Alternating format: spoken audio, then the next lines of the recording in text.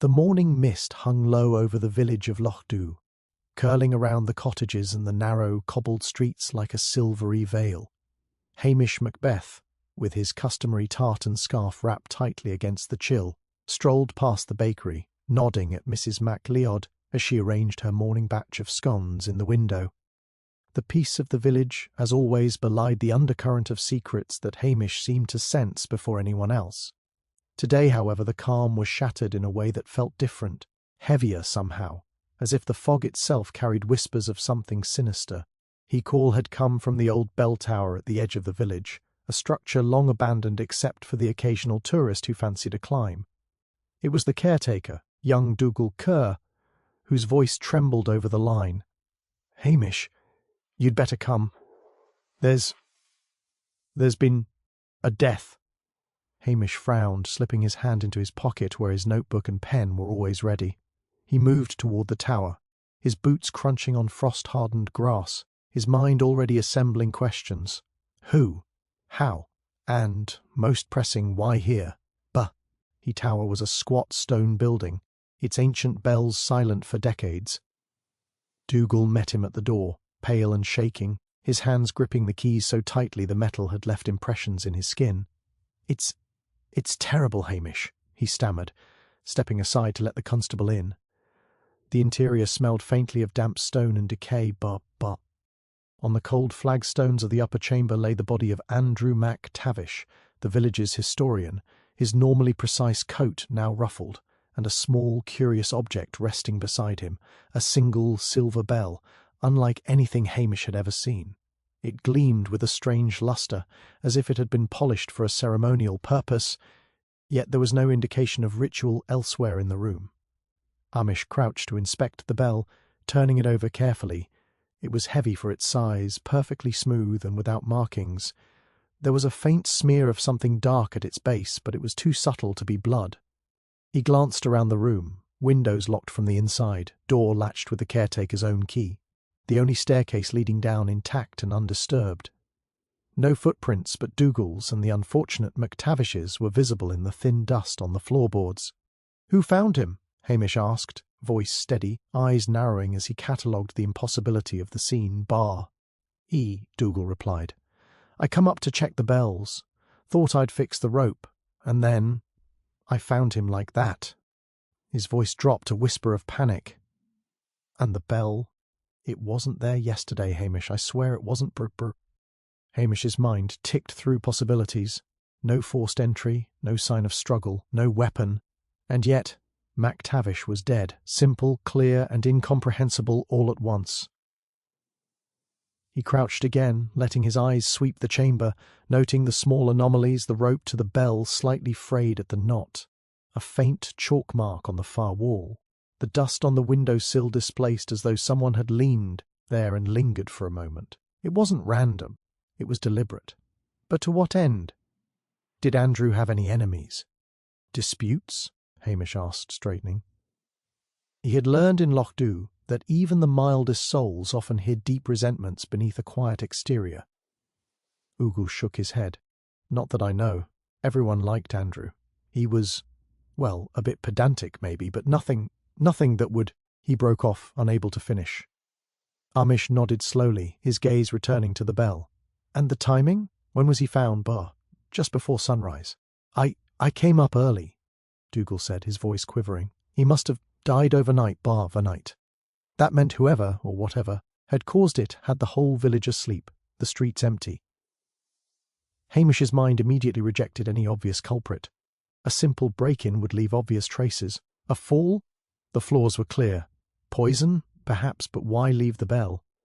The more he examined, the more the room seemed less like the site of a murder and more like a carefully staged puzzle. The clue, the bell, was either a signature, a taunt, or ababar. Misdirection. But Hamish could not yet tell which. He ran a finger along the edge of the bell, noting the cold metal's peculiar vibration, a subtle hum that almost seemed to echo from somewhere deep within the tower. He tapped it lightly. The sound was clear and pure, yet faintly dissonant, like a note slightly off from the rest. A message, perhaps, but in what language? Hamish's thoughts raced. MacTavish had been obsessed with local legends, bells in folklore, and ancient signals. Could this bell be more than a bell? Could it be a key to understanding what had happened? Hamish stood and faced Dougal, whose eyes were wide with anxiety. "Stay here. Don't touch anything else. I'll need to speak with anyone who had reason to visit Andrew recently. Family, colleagues, anyone who might have had ideas about bells." Dougal nodded, relieved to have guidance, but clearly still shivering under the weight of the unknown.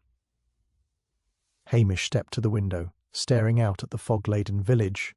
In a place where secrets often hid beneath the surface, this death was unusual, neat, quiet, almost courteous in its finality.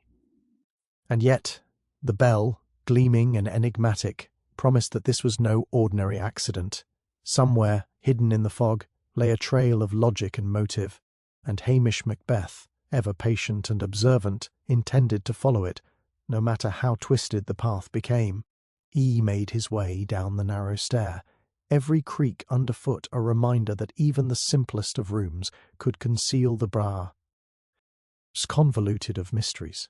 Somewhere in the village, the answer awaited, and the first toll of the bell would echo the beginning of an investigation that promised to be anything but straightforward. The crime, perfectly sealed in its stone chamber, demanded a mind capable of untangling both the subtle and the absurd, and Hamish, as always, was ready. Hamish walked back through the village streets, the fog curling around his shoulders like a silent companion. The sun, pale and distant, cast little light through the grey haze, but his mind was alive with the intricate web of possibilities surrounding MacTavish's death. At the police station, Inspector Blair fussed with the logbooks and forms, muttering about protocol and missing evidence, while Constable Mary MacGregor shifted uneasily in her chair, glancing at Hamish as if expecting him to produce some miracle explanation with a snap of his fingers. Routine procedures were being followed meticulously, yet to Hamish the whole room smelled faintly of misdirection. H studied the scene from memory, replaying every detail: the silent bell, the frayed rope, the chalk mark, the locked windows. Something about it still unsettled him, not because it defied explanation, but because it seemed almost deliberate in its simplicity. As he walked past the desks, he noticed a scrap of paper sticking out from under a drawer, half crumpled and overlooked. He picked it up carefully. It was a note, penned in MacTavish's careful hand, but the word S were cryptic. "When the bells ring, listen, but do not answer." Hamish felt a chill. The historian had left a warning, or perhaps a clue, though to what end he could not yet tell. He left the station and retraced his steps toward the tower, allowing his mind to sift through the threads he had observed. The bell, he decided, was no ordinary object. It carried significance that others had missed entirely. His boots scuffed along the frost-hardened path, alerting him to the small disturbances in the soil. Tiny marks, almost imperceptible, suggested someone had lingered near the tower overnight, though the caretaker had insisted he was alone. Hamish knelt and examined them, noting a faint drag as though a bag or small crate had been carried. Whoever had placed the bell here had done so with care, and the care itself was a message. Returning to the tower, he let his gaze wander over every detail once more. The bell hung silently on its rope, but the frayed fibres suggested it had been rung recently. A faint smear of dirt on the window-sill caught his eye, a small handprint, smudged and partial, unlike Dougal's. He traced it with his finger, careful not to disturb its impression. Someone had been here, perhaps after MacTavish's death, testing the room as if it were a puzzle. And yet, why leave such an overtly symbolic object behind? Hamish's mind churned through possible motives: intimidation, a taunt, or a deliberate misdirection. E spoke quietly, more to himself than anyone else. As he examined the upper chamber, a historian's life ended, and the only clue is a bell. Simple, deliberate, symbolic. But what does it mean? His eyes fell on the far wall, where the chalk mark seemed more than incidental. He stepped closer, his gaze sharpening, and realized it wasn't random. It was part of a larger pattern. A barely perceptible sequence of lines suggested a diagram or map of some kind. Perhaps MacTavish had been working on something he wasn't ready to reveal. Own below, Dougal's nervous pacing drew Hamish's attention. He noticed the way the caretaker's gaze darted to the stairwell and then to the door, a subtle anxiety that went beyond the trauma of discovery. Hamish approached, speaking gently. "Dougal, think carefully. Did anyone visit Andrew recently, even someone claiming to be a friend?" Dougal hesitated, the flicker of unease crossing his face. "Well, there was someone. A stranger, dressed oddly, asked about the tower last week. I didn't think much of it. Just a traveller, I suppose." Hamish's brow furrowed. The stranger, the bell, the cryptic note. Threads were beginning to converge, yet the picture remained incomplete. He returned once more to the bell, turning it in his hands and listening to the faint vibrations as if the metal itself might speak. Something about the weight, the texture, even the faint scent of oil or polish, suggested it had been handled recently, carefully, almost ceremonially. Hamish felt the first hints of deception settle over the case. This was no simple death, no straightforward accident. Someone had orchestrated the scene, planting the bell, leaving traces and disappearing before anyone could intervene. As he stepped back into the village square, Hamish's eyes scanned the faces of those going about their mourning, looking for reactions, small tells. It was here, in the quiet glances and subtle gestures, that the first signs of deception emerged. A baker's gaze lingered a fraction too long on the bell tower. A postman's hands trembled slightly as he delivered the day's letters. Each detail, seemingly trivial, was a piece of a puzzle, a hidden motive waiting to be unearthed. Hamish knew that by following these delicate threads, he would begin to unravel not only the mystery of Andrew MacTavish's death, but the deeper, darker currents running through Loch Dhu itself. N.D. As the village clock struck 10, the faint echo of distant bells, real or imagined, seemed to whisper across the mist. Hamish paused, his senses sharpened. Someone wanted the bells to ring, and now, more than ever, he understood that their chime carried a message, a challenge, and he was ready to answer. Bah! Hamish returned to the police station, the fog of the morning slowly lifting to reveal Loch Dhu in its usual muted palette of greys and greens. Inside, the warmth of the small office was a relief from the chill outside, but the atmosphere carried a tension all its own. Blair was busy taking statements, his tone clipped and businesslike, brrr, while Mary sat at her desk, carefully transcribing notes. Hamish, however, was thinking beyond the words already written. The real story, he knew, was in what was left unsaid, in the hesitations, the glances, the tiny contradictions that slipped past anyone not looking closely. The first person Hamish spoke with was Agnes MacDonald, the village librarian, who had known MacTavish since childhood. She arrived breathless, her shawl draped tightly around her shoulders. "Hamish, it's dreadful, simply dreadful," she said, wringing her hands. "I was at the library late last night, you see, preparing some notes for Andrew's lecture on the old legends. I didn't see anyone unusual, nothing at all." Her eyes flickered to the window, then back at Hamish, lingering a moment too long.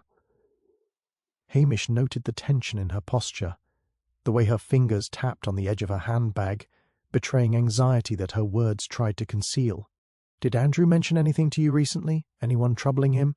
he asked gently. Agnes hesitated, then shook her head quickly. "No, no one. At least, I don't think so.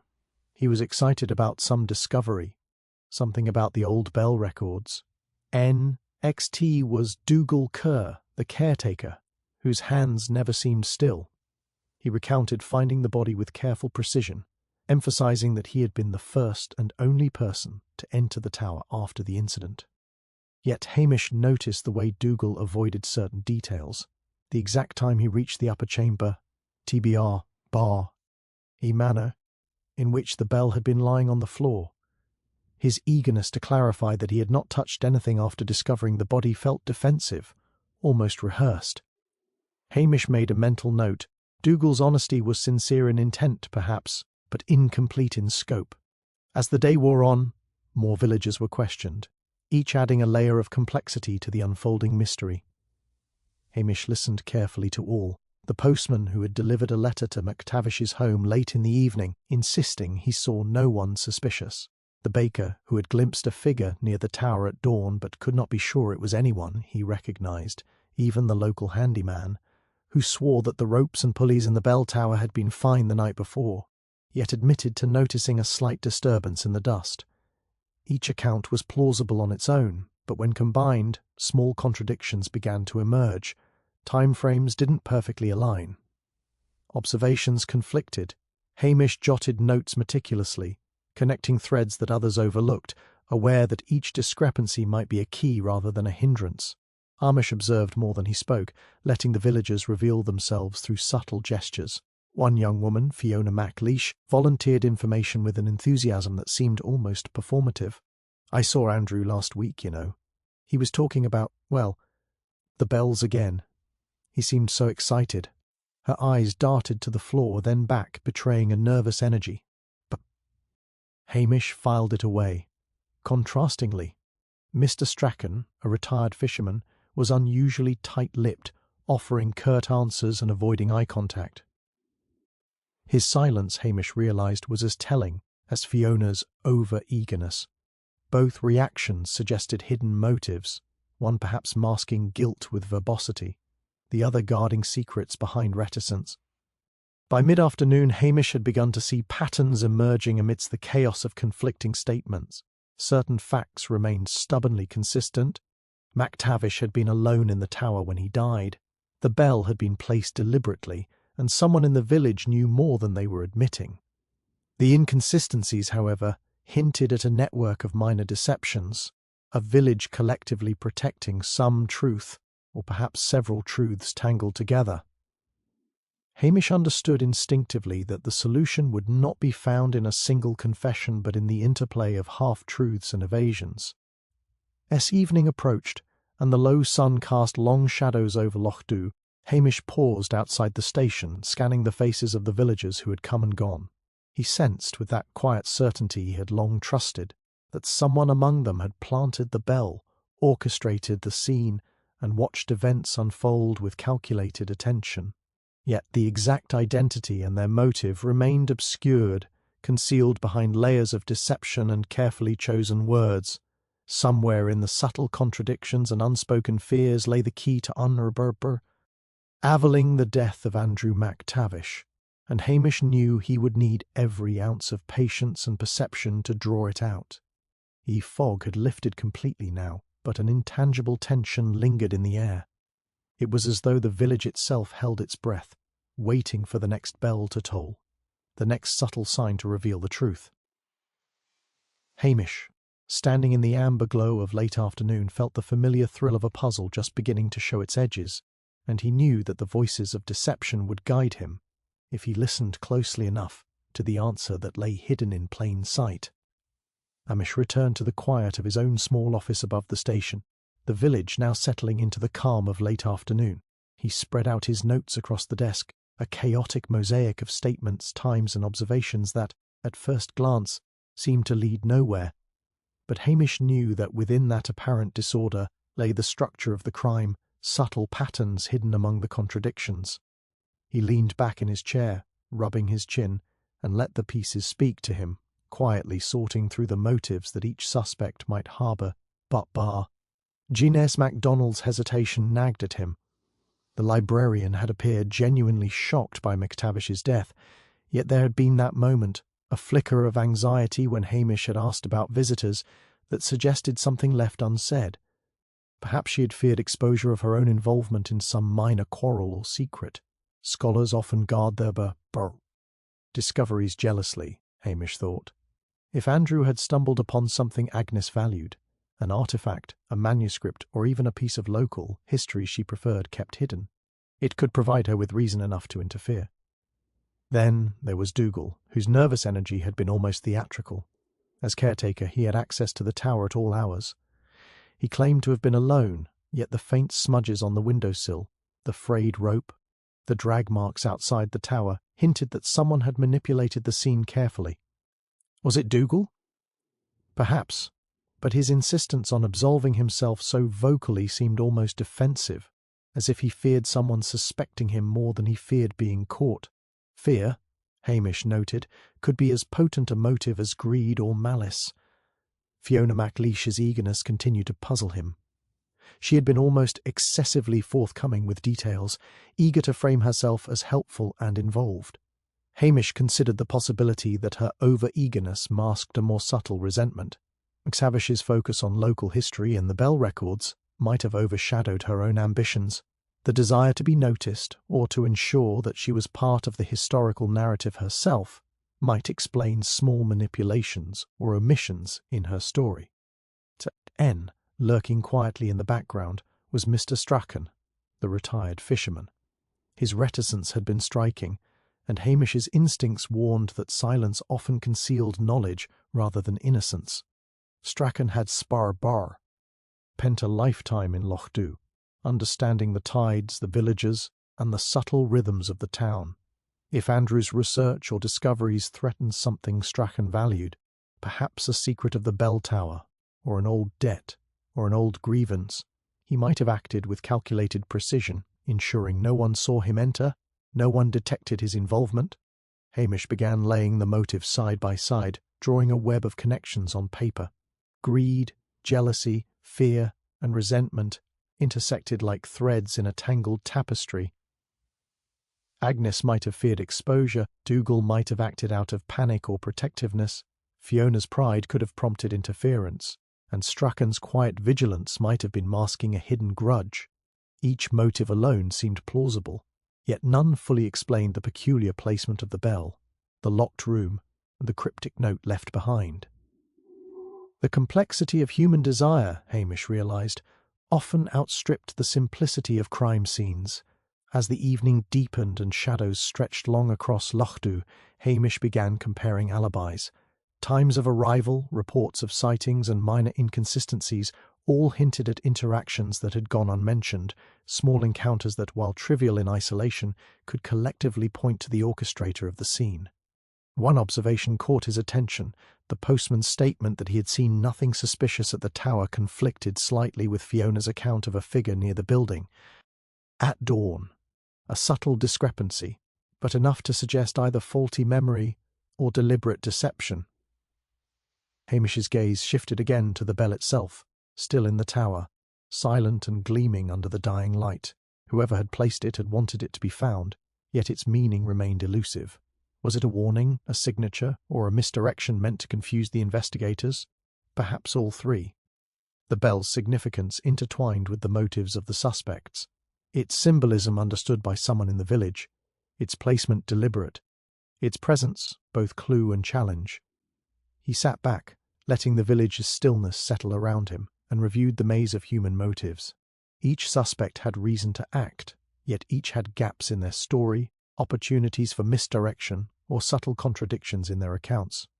Hamish understood that the answer lay not in isolating one motive or one person, but in untangling how these intersected, how fear, pride, secrecy, and resentment had converged to create the tableau in the bell tower.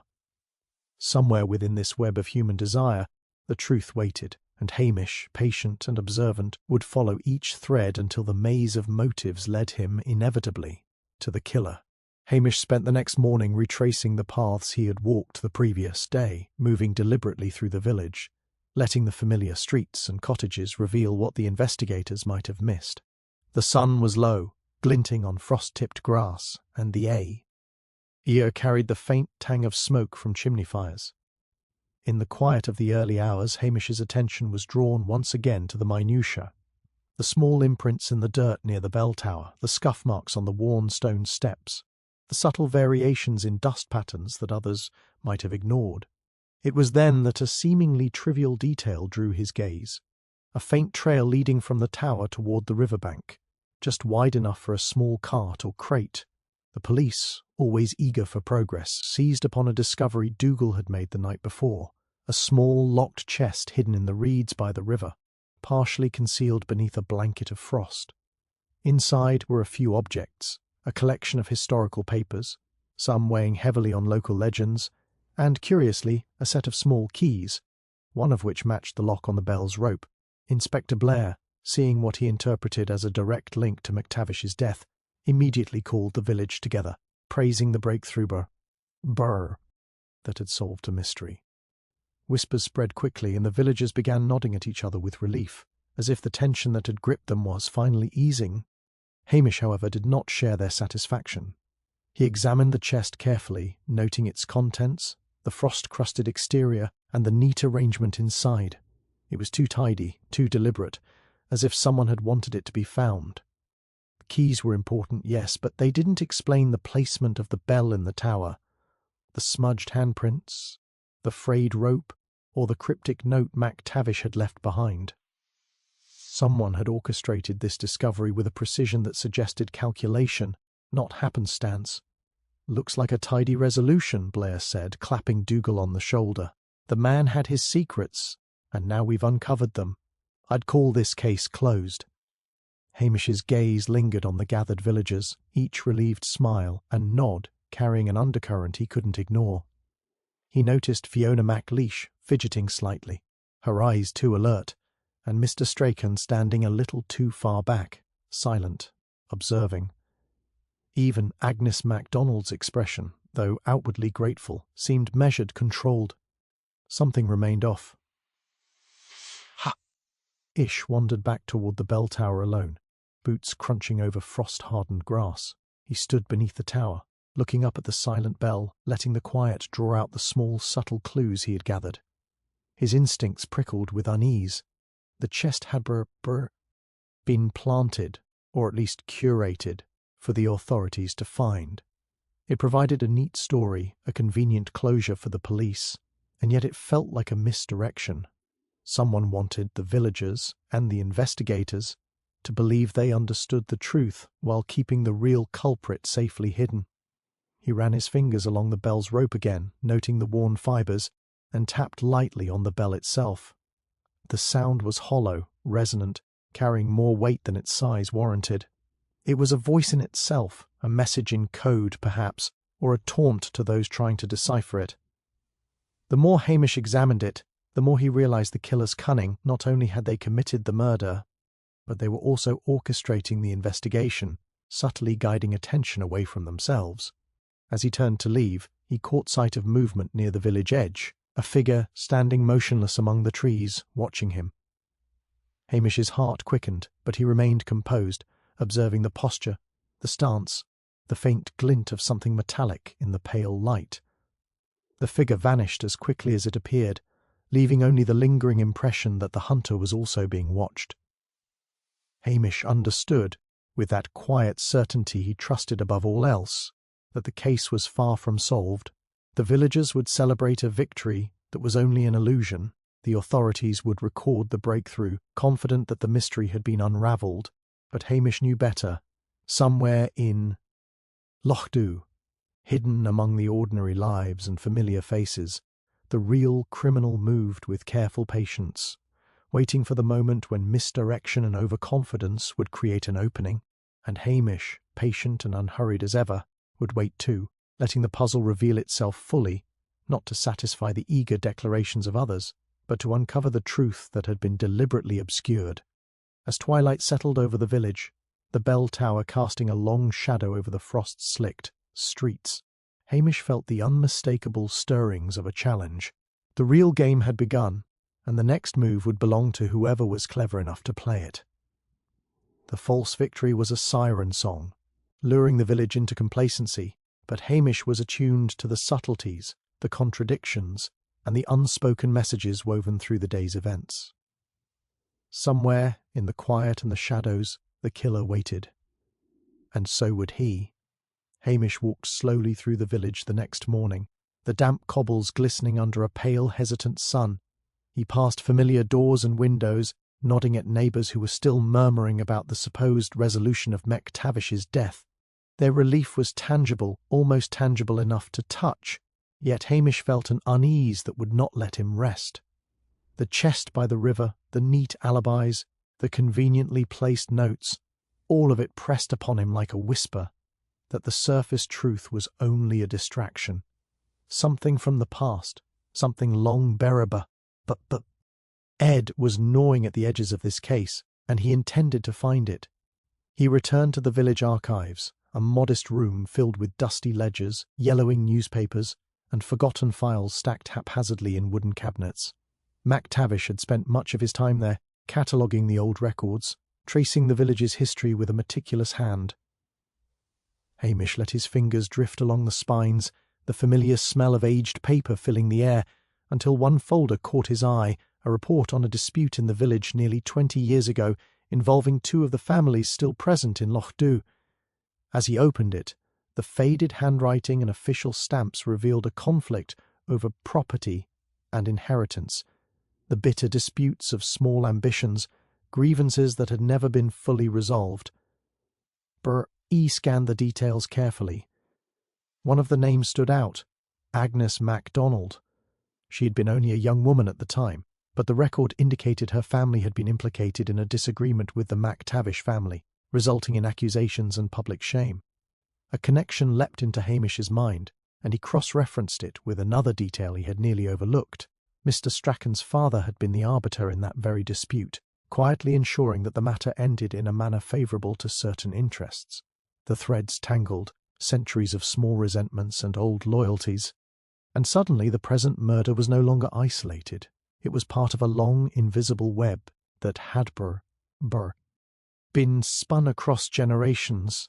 Hamish traced the edges of the file, noticing a marginal note in MacTavish's handwriting. Bell records. Should verify family ties, it read.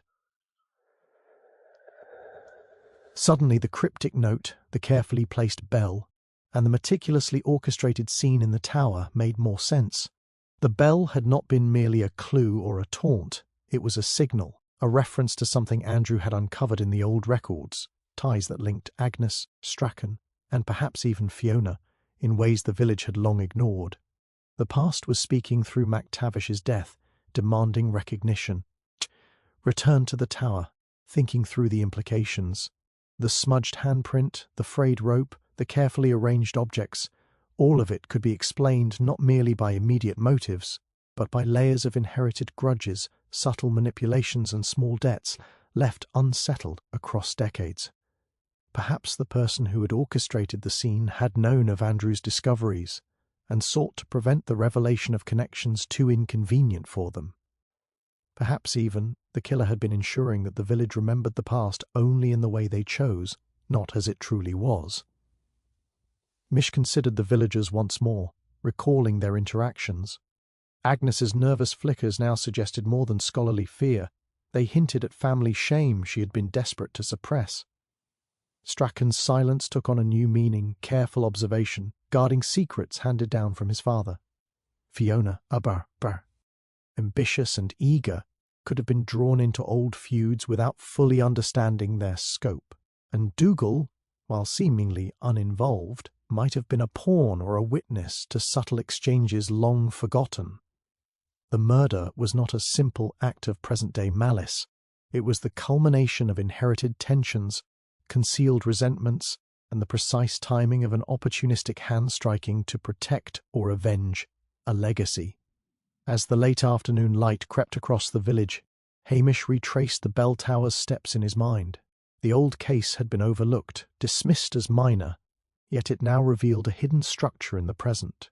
The key, he realized, was in understanding how each person's past intersected with Andrew's discoveries, and how those intersections dictated their actions. The quiet village, so familiar and seemingly tranquil, held secrets in its stone walls, in the dust of its archives, and in the human memory that refused to let go of grudges. Hamish paused at the base of the tower, looking up at the silent bell. He could feel the threads of past and present intertwining, the subtle influence of history shaping motives and actions. The crime, he understood fully now, was not merely a puzzle of the present. It was an echo of long-settled disputes, carefully orchestrated to mislead and confuse anyone who failed to see the shadows of the past. And Hamish Macbeth, patient and observant, knew that by tracing these shadows with care, he could begin to untangle the truth. Before the killer struck again, Hamish spent the early hours of the following morning pondering the intricate web of motives, alibis, and historical grievances he had uncovered. He returned to the bell tower, pacing slowly, eyes tracing the frayed rope, the faint smudges, and the position of the bell itself.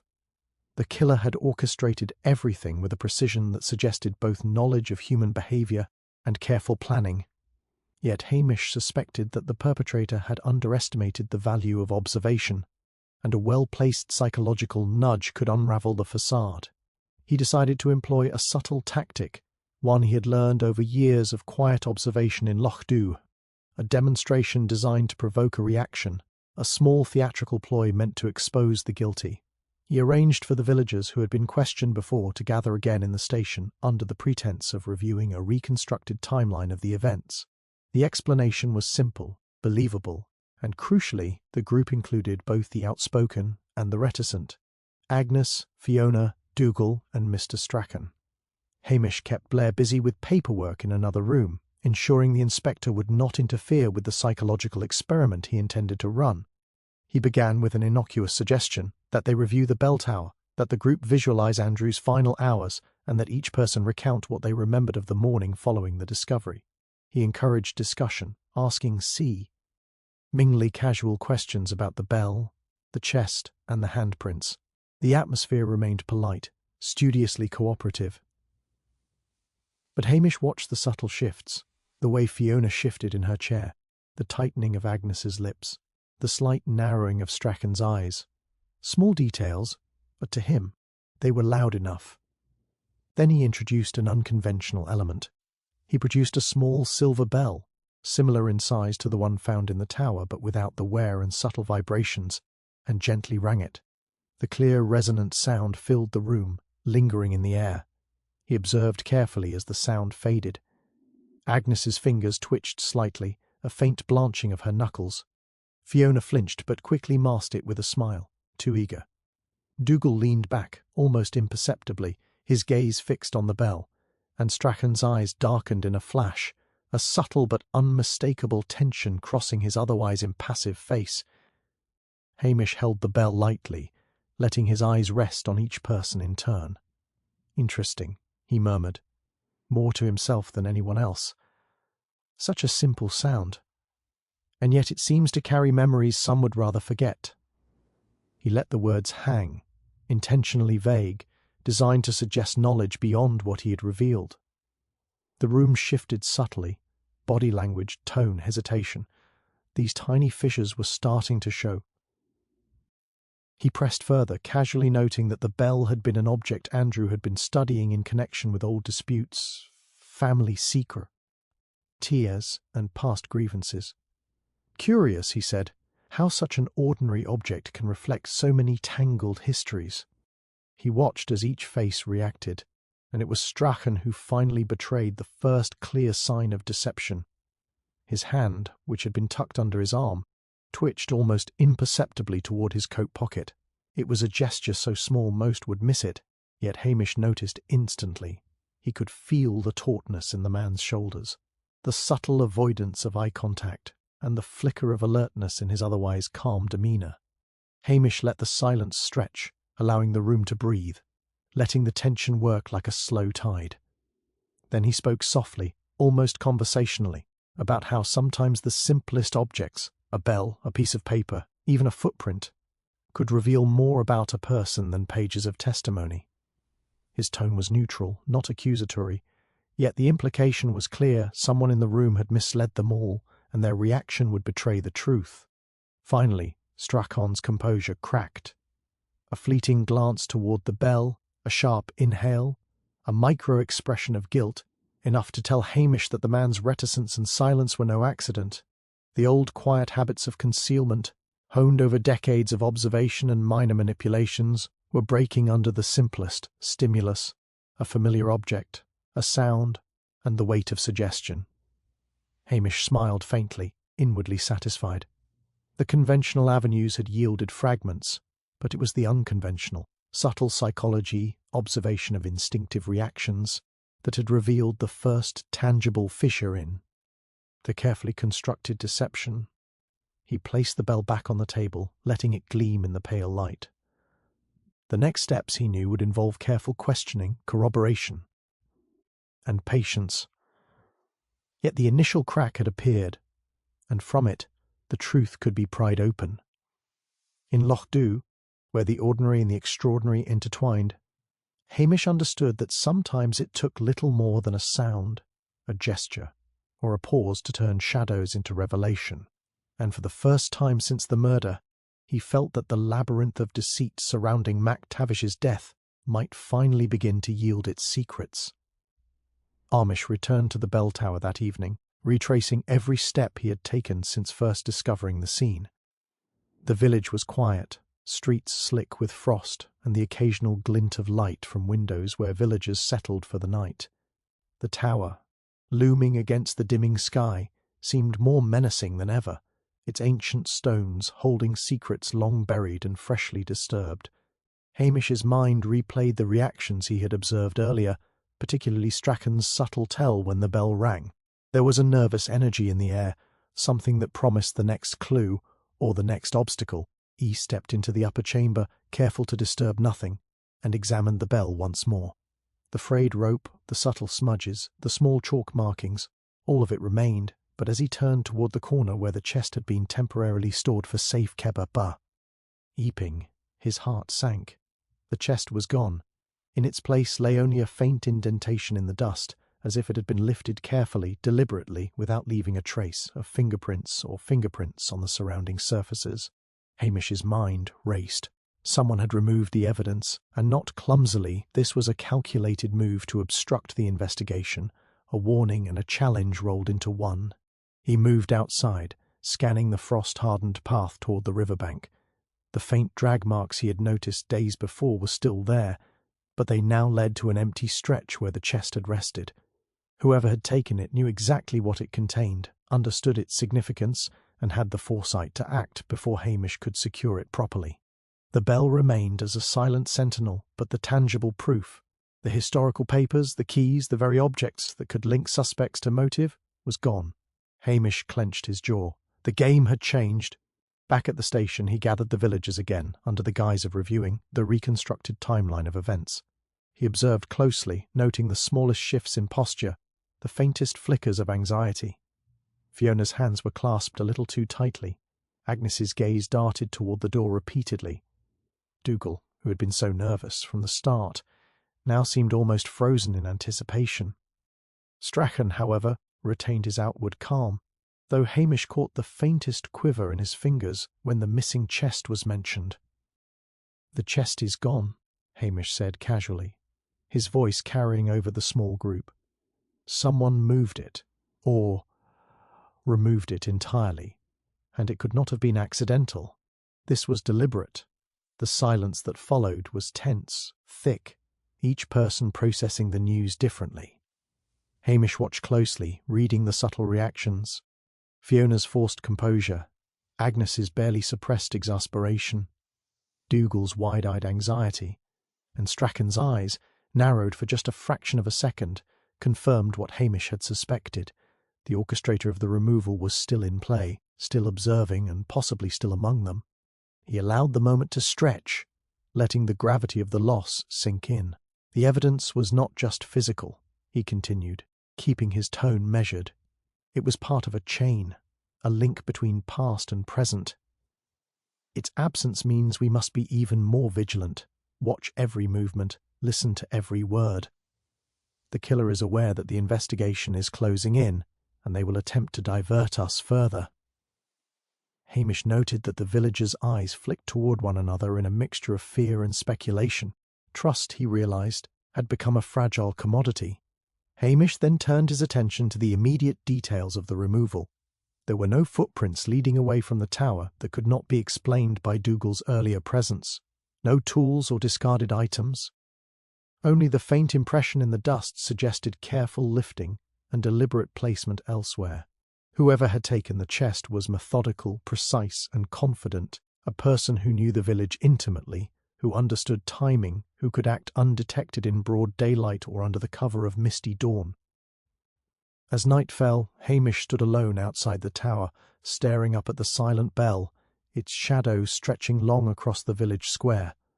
The disappearance of the chest had raised the stakes dramatically. The killer was not only clever and cautious, but also willing to act boldly to obscure the truth. Hamish's resolve hardened. Whoever had interfered had underestimated his patience and his attention to detail. In Lochdu, secrets could be hidden, evidence could vanish, and appearances could deceive, but the truth, Hamish knew, had a way of surfacing, no matter how carefully it was buried. He made his way back toward the station, eyes scanning the empty streets, ears straining for the slightest sound. The village had grown quieter now, but the tension lingered in every shadow, in every doorway, in the cold, still air. Someone was moving against him, testing his limits, daring him to falter. Hamish felt the thrill of the chase settle into his bones. The next discovery would need cunning, patience, and perhaps a touch of daring, for the vanishing evidence had made the game far more dangerous, and infinitely more compelling. Hamish had barely returned to the quiet of his office, when the phone rang, its shrill tone cutting through the stillness. He answered, expecting another update on the missing chest or perhaps an anxious villager's inquiry. But the voice on the other end was different, tense, hurried, almost fearful. "Hamish, it's Fiona. She's gone. Her cottage. I just went to check. The door was open, and—" The line went silent, leaving only the echo of panic.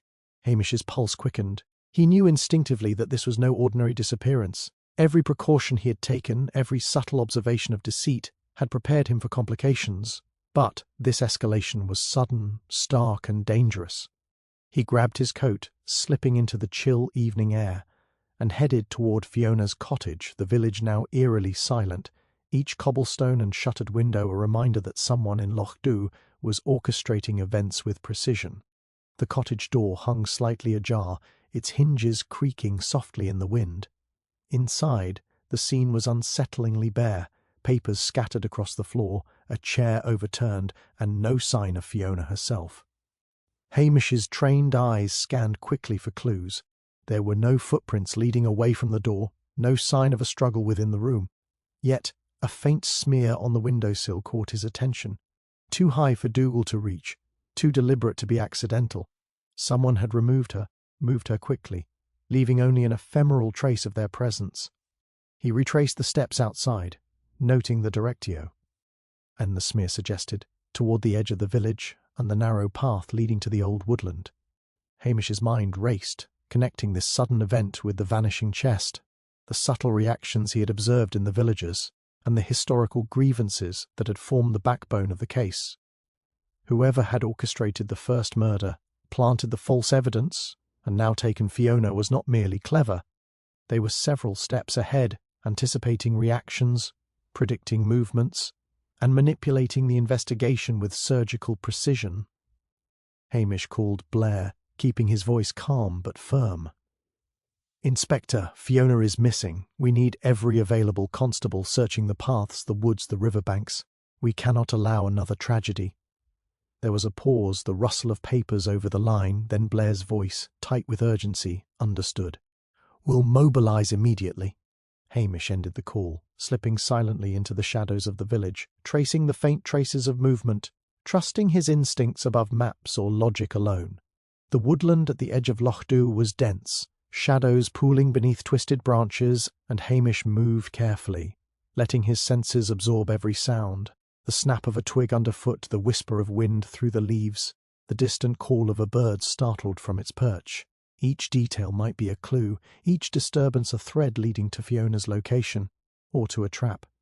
He knew the killer was watching, possibly trailing him even now, Testy. Him. As they had tested the villagers, as he pressed deeper into the undergrowth, a sudden movement caught his eye. A figure ducking behind a tree, just visible in the dim light.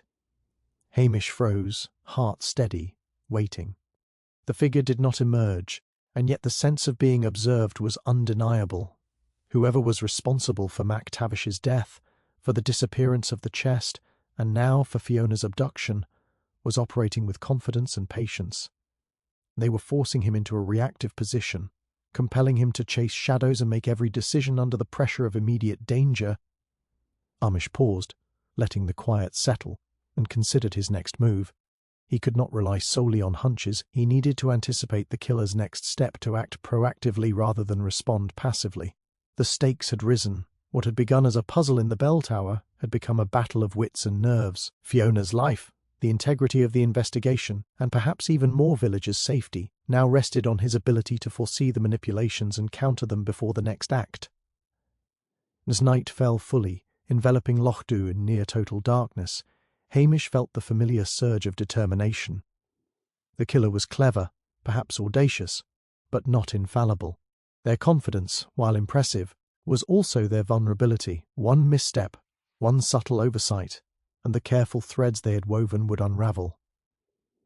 Hamish moved forward, silently, deliberately, knowing that the next discovery would be critical, not only to solve MacTavish's murder, but to prevent further tragedy. The game had shifted sharply, the unexpected twist now forcing him to confront the reality that the villain was not merely hiding, but actively shaping the course of events, daring him to intervene before the darkness claimed another life. Hamish returned to the village well before dawn, the cold air biting at his cheeks, his breath misting in the faint light of the rising sun.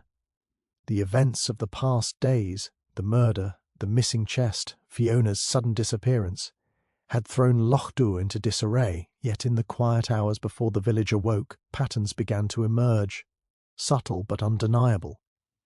Hamish walked slowly through the familiar streets, letting his mind sift through every interaction, every detail, every hint he had observed but had not yet fully processed. He thought of the bell, its frayed rope, and the cryptic note Andrew MacTavish had left behind. He recalled the reactions of each villager when the chest was found and then vanished. Fiona's over-eagerness, Agnes's anxious flickers, Dougal's nervous energy, and Strachan's controlled yet precise responses. Each had seemed isolated, a trivial piece of behaviour, yet now, in the dim pre-dawn light, Hamish began to see a rhythm.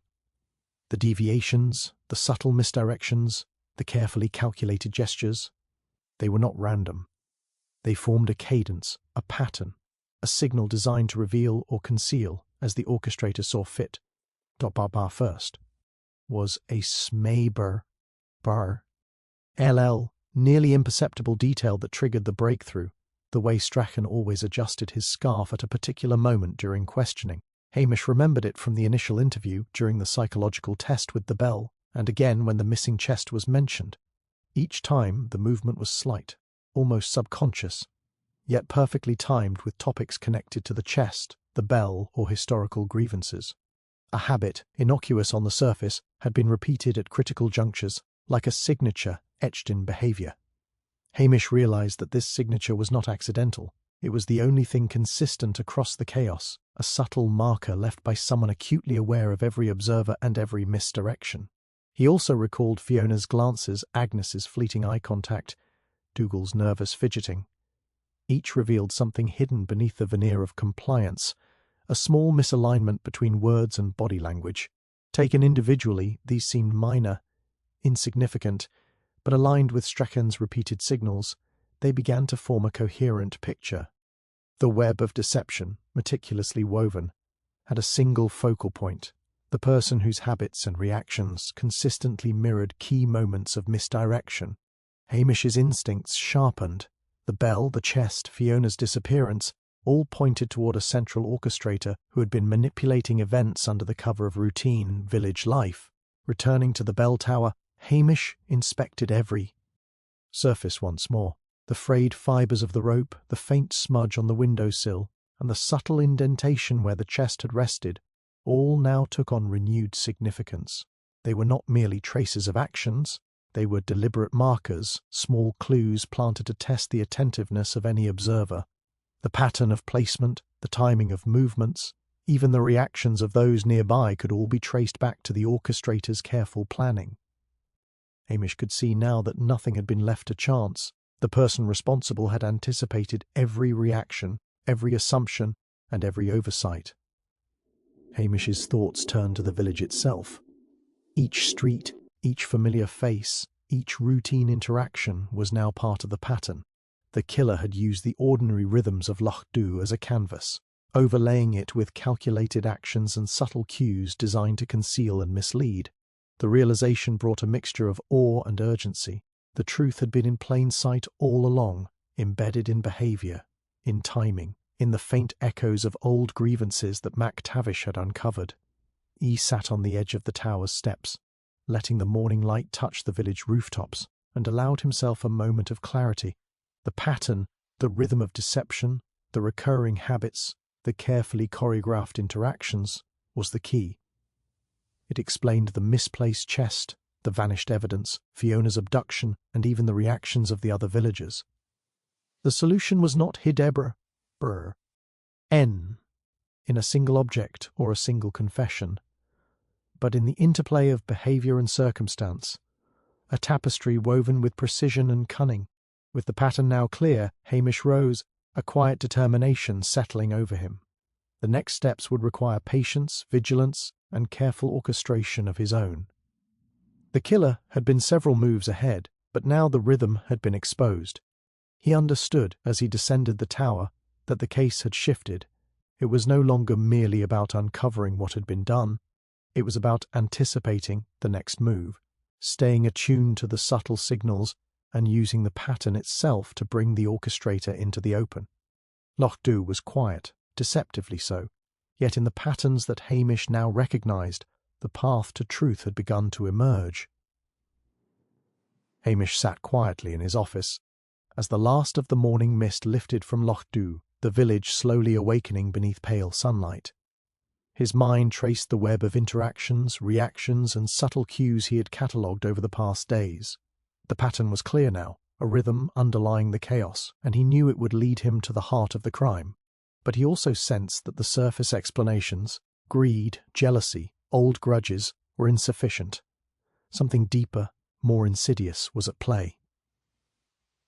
He returned once more to the archives, poring over MacTavish's meticulous notes on the bell tower and the historical disputes of Loch-Dhu, the connections between families, past disputes, and minor grievances that had seemed trivial now formed a lattice of hidden influence and psychological tension, but it was the private annotations, the almost obsessive attention to the smallest details in the village's history, that caught Hamish's attention. There was a pattern not just of ownership or rivalry, but of control, of someone shaping the narrative of Loch-Dhu, manipulating its memory and, by extension, its people. It was in cross-referencing these notes with his observations of the villagers that Hamish finally understood the full scope of the motive. Strachan, always so controlled, so measured, had not acted merely to hide a minor grievance or protect a family secret. His actions were driven by a compulsion to assert dominance over the village's history itself, to control the story, to dictate which truths would survive and which would be buried. The murders, the disappearance of the chest, the abduction of Fiona, all were carefully orchestrated to maintain that control, to eliminate anyone who threatened to reveal inconvenient facts or disrupt the narrative he had cultivated in his mind. Hamish recalled the subtle tells, the repeated adjustments of Strachan's scarf, the precise timing of reactions to mentions of the bell and the chest, the careful observation of each villager's behaviour. These were not simple habits. They were expressions of a mind attuned to manipulation, a psychology shaped by obsession, and a need for control. The killer had been orchestrating events like a condu. See-to, testing reactions, planting misdirections, and carefully guiding the investigation, all to ensure that the truth aligned with the narrative he deemed acceptable. The bell, once merely a symbol or a taunt, now took on new meaning. It was a cipher, a reminder of the village's past and of Andrew MacTavish's discoveries. By controlling the interpretation of its presence, Strachan controlled the perception of history, ensuring that his version remained unchallenged. Fiona's disappearance, the vanishing chest, and even the initial murder were all extensions of this compulsion, a willingness to go to any lengths, even extreme measures, to maintain dominance over both memory and perception. Hamish's understanding crystallized. This was not simply a crime of opportunity or passion. It was a calculated assertion of psychological control, executed with meticulous precision. Strachan's willingness to manipulate, deceive, and threaten, indeed to kill, was rooted in an obsession with order and authority over the village's narrative. The shocking reality was that the crime was as much about ideology as it was about people, a need to impose his vision of truth upon Loch-Dhu, to shape its history to match his own obsessive understanding of it. If the motive finally revealed, Hamish recognised the danger remained immediate. Strachan was not only clever but also deeply committed to maintaining control, and anyone attempting to expose him risked further escalation. Yet this clarity offered power, understanding the psychology behind the actions, the compulsion driving the meticulous orchestration, provided a framework for anticipating the killer's next move. Patterns, signals, and reactions could now be interpreted not just as evidence, but as reflections of the mind behind the crime. Hamish stepped outside, the wind crisp against his face, and looked toward the bell tower, still casting a long shadow over the village square. For the first time, he understood that the stakes were not merely about solving a murder. They were about confronting a mind determined to rewrite the very history of Loch-Dhu. The revelation was chilling, but Hamish's resolve solidified. The true motive, shocking in its depth and intensity, had been laid bare, and with it came a path forward. To anticipate the killer, protect the innocent, and ensure that the obsessive desire for control did not claim another life. The game was far from over, but the heart of it, the hidden motive that had driven the chaos, was now exposed, and Hamish Macbeth was ready to confront it. Hamish spent the remainder of the afternoon preparing carefully, aware that the final steps of the investigation required precision and patience. The pieces of the puzzle had finally fallen into place: the pattern of deception, the subtle cues, the vanished chest, Fiona's disappearance, and the obsessive psychology driving Strachan's actions. Now it was time to confront the orchestrator directly, to draw him out into the open, and to ensure that the culmination of his manipulations would meet the steady scrutiny of a mind attuned to every detail. He arranged a meeting under the guise of a reconciliation with Fiona, who had been found unharmed but shaken, hidden away in a small shed near the riverbank where Strachan had temporarily secured her to prevent her from exposing him. Hamish had convinced Fiona to cooperate, asking her to play her part in drawing Strachan into a false sense of security. The chill of the late afternoon pressed against the village, a perfect mask for shadows and subtle movements. Hamish stationed himself with quiet determination, noting every exit, every possible vantage point, and every minor detail that might influence the villain's decisions. Strachan arrived punctually, his posture controlled, his face a mask of calm that betrayed only the faintest tremor in his hands. He had clearly anticipated the meeting, yet Hamish could sense the tension beneath the surface. The same meticulous self-control that had allowed him to manipulate events now threatened to fracture under the weight of the investigation converging upon him. The bell tower loomed in the distance, a silent reminder of Andrew MacTavish's death, the vanishing evidence, and the psychological strings Strachan had pulled across the village.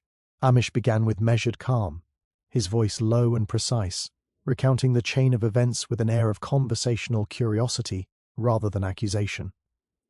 He referenced the historic bar Al disputes, the minor grievances, the vanished chest, and the reactions that had revealed the underlying pattern. Strachan listened, his eyes narrowing subtly, as though analysing the delivery of every word, every inflection. Hamish let the tension build, carefully guiding the conversation toward the psychology he had uncovered, the obsessive need for control, and the manipulations that had escalated from subtle misdirection to abduction. "You've been meticulous," Hamish said quietly, letting the words linger. "Careful with every detail, patient with every reaction, guiding the investigation while everyone else followed the trail you left for them. It's impressive, really, but even the most precise choreography leaves traces, and those traces, they speak louder than any testimony or evidence." He watched as Strachan's lips pressed together, a micro-expression of recognition and perhaps faint panic passing across his otherwise composed face. The trap was not in the words but in the setup. Hamish had orchestrated a scenario in which every exit was covered, every movement monitored, and every psychological pressure applied.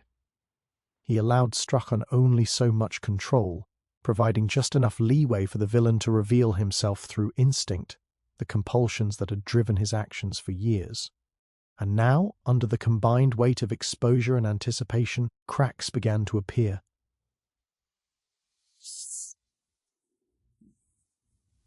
Breathing quickened subtly, his eyes flicking toward the riverbank and the shadow. As cast by the late sun.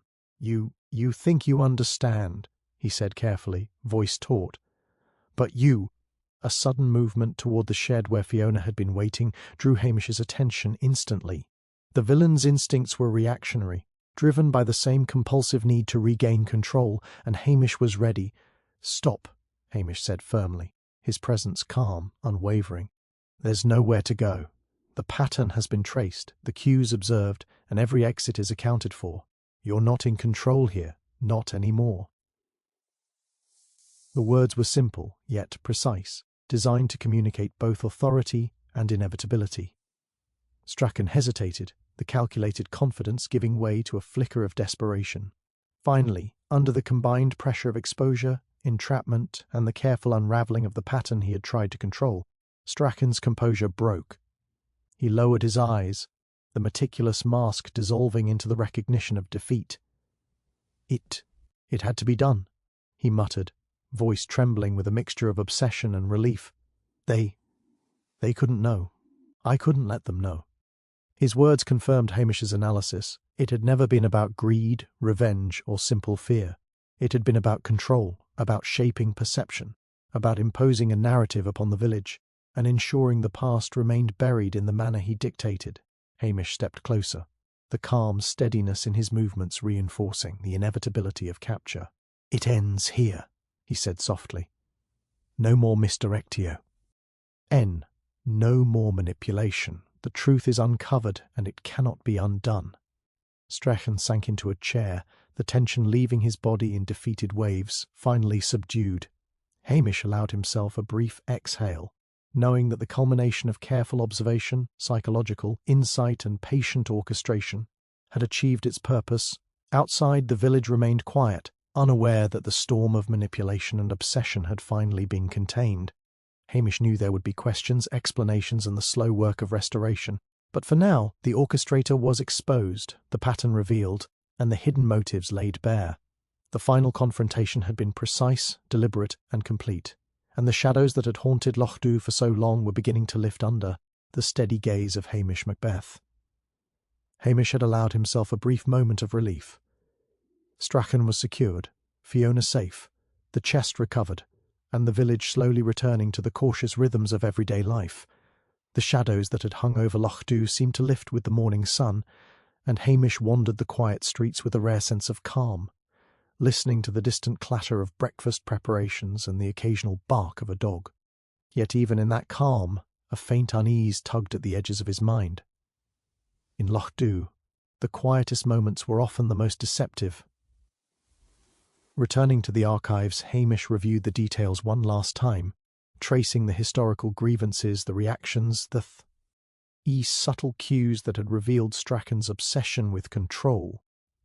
The case had felt complete, pattern revealed, motive exposed, villain apprehended, but something about the timing of events, the precision of Strachan's orchestration, and the lingering anomalies of behaviour nagged at him. He leafed through MacTavish's notes again, scanning for anything overlooked, anything that didn't quite align with the version of events Strachan had constructed. T was a small notation, almost invisible, tucked in the margin of a ledger about a minor property dispute decades ago, that caught his attention. A reference to a meeting between Strachan's father and another villager, Agnes MacDonald's father, where MacTavish had noted a disagreement over a ledger that could implicate both families in misappropriation. At the time, Hamish had dismissed it as a historical footnote, irrelevant to the current crimes. But now, reflecting on the meticulous care with which Strachan had manipulated the investigation, Hamish wondered if that long-forgotten dispute had planted seeds of leverage, secrets known to more than one party. Sudden chill ran through him. Strachan had confessed, yes, but what if his obsession with control had been exploited by someone else? Someone clever enough to manipulate Strachan into taking drastic actions, someone who had remained in the background, feeding his compulsions and watching the consequences unfold. Hamish's mind raced through the interviews, the subtle behavioral the reactions of the villagers. One presence had always seemed slightly peripheral, almost innocuous, yet constantly present at critical moments. Agnes MacDonald. E revisited the interactions with Agnes, remembering the subtle glances, the occasional tightening of her lips, the moments when she appeared to weigh her words with excessive care. Her behaviour had seemed anxiety-driven, but perhaps it had been calculated, designed to keep her involvement hidden, while Strachan carried out the dangerous work. She had knowledge of the historical disputes, access to the chest, and awareness of the bell's significance. Her eagerness to cooperate had masked a deeper understanding, her nervous energy a careful performance. The more Hamish considered it, the more it fit. Strachan had been a puppet. His obsessive need for control manipulated by someone who understood it intimately. Hamish moved swiftly to the village, retracing the steps Agnes might have taken, observing the minutiae of her routines, the locations she frequented.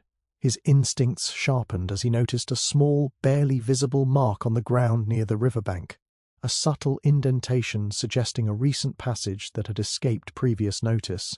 It aligned perfectly with a concealed storage spot he had overlooked earlier, a hidden niche in the reeds where the chest could have been accessed before Strachan's apparent orchestration. The revelation struck him with the force of certainty.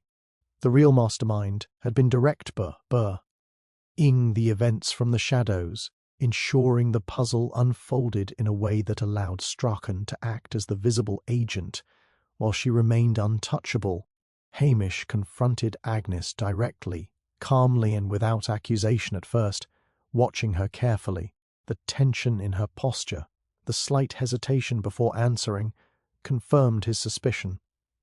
He laid out the timeline, the pattern, and Strachan's predictable compulsions, observing as the facade of composure began to crumble. The truth emerged in fragments. Her motivations were more calculated and audacious than he had imagined. The historical grudges, the desire to manipulate the perception of the village, and the careful use of Strachan's psychological vulnerability to achieve her ends.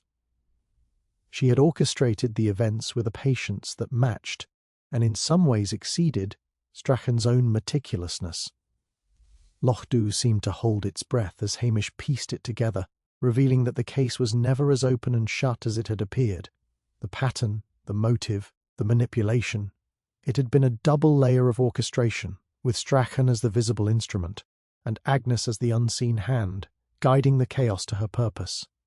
The final twist, so unexpected yet perfectly aligned with every subtle observation Hamish had made, reminded him why the village demanded his kind of scrutiny. In Lochdu, even solved mysteries could conceal a deeper truth, waiting for the mind sharp enough to see it. Hamish watched Agnes carefully, noting how her carefully maintained composure finally faltered under the weight of his quiet scrutiny. The village square, bathed in the soft glow of late afternoon, seemed almost unreal in its calm, the everyday rhythms of Lochdu continuing as though nothing extraordinary had happened. Yet everything had changed.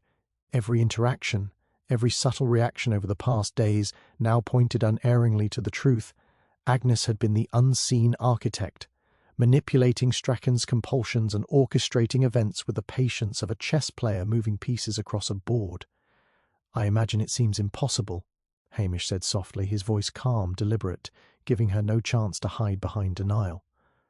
"The pattern you followed, the careful use of someone like Strachan, it's remarkable. You relied on his obsessions, his need for control, to carry out the acts you knew you could not perform openly. The bell, the chest, the abduction of Fiona, they were all designed to make the crime appear one-dimensional, while in reality, you were directing it from behind the scenes." He let the words hang, measured and precise, watching her face for any flicker of recognition or concession. Agnes's eyes narrowed, a mixture of fear, calculation, and perhaps admiration passing through them. Hamish continued, pacing slowly, pointing to the subtleties he had observed, the micro-reactions, the subtle hesitations, the moments where her anxiety seemed just slightly too controlled, every glance, every fidget, why adjustment you thought was insignificant, it was a signature, The pattern was there all along, only visible to someone willing to trace the faintest threads through the chaos. Strachan's compulsions, his predictable responses, they were the stage upon which you acted. But even the most careful orchestration leaves traces, and those traces spoke to me. She said nothing, but Hamish could feel the tension in the air, the fragile barrier between exposure and escape. There was a long silence, broken only by the distant clatter of a cart over cobblestones and the faint murmur of villagers tending to their daily business. Hamish moved closer, his voice firm but measured. "You believed yourself invisible, beyond suspicion, but every deception carries its own echoes, and in Lochdu, echoes rarely remain unheard for long." At that moment, Agnes made her choice. A sudden, sharp movement, almost imperceptible, and she bolted toward the narrow alley leading from the square. Hamish reacted immediately, stepping forward with his usual calm precision. But the small advantage of surprise and the familiarity of the village streets worked in her favour. Within moments she had vanished, swallowed by shadows and side streets, leaving behind only a faint footprint in the dust and the lingering sense of unfinished business. Hamish exhaled slowly, steadying himself. The immediate danger was over. Fiona was safe.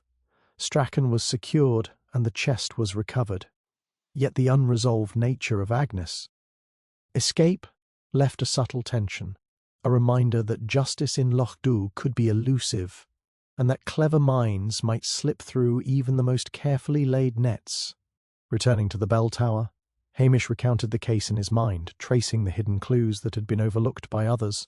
The slight adjustments of Strachan's scarf, the glances and subtle body language of Agnes, the minor historical footnotes that hinted at old grudges, the faint impressions of movement near the riverbank, all pieces of a puzzle that only patience, attention to pattern, and understanding of human psychology could resolve. He knew that, to the casual observer, the case had appeared solved with Strachan's apprehension, but the true intricacies, the orchestration behind the scenes, were far more complex, and that only a careful mind could follow the traces to their source. Standing on the steps of the bell tower, Hamish looked across the village square. Lochdu was calm again, the ordinary rhythms restored, yet beneath the surface, subtle tensions remained.